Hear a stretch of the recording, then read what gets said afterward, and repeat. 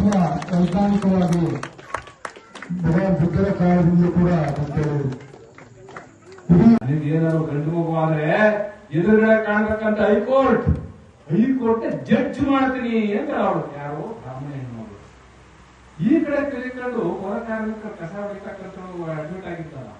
ನಿನಗ್ ಗಂಡು ಮಗು ಆದ್ರೆ ಏನಮ್ಮ ಮಾಡ್ತಿದ್ದಾರೆ ಸಾಹೇಬ್ರೆ ಏನ್ ನನ್ ಗಂಡು ಮಗು ಆದ್ರೆ ನನ್ನ ಗಂಡು ತಗೋನೆ ಕಸ ಗಿಸ ಹೊಡೆಯಕ್ಕೋ ಮೂರಿ ಕ್ಲೀನ್ ಮಾಡಬೇಕು ಚರಂಡಿ ಕ್ಲೀನ್ ಮಾಡಬೇಕು ಕೇಳಿಸ್ತೀವಿ.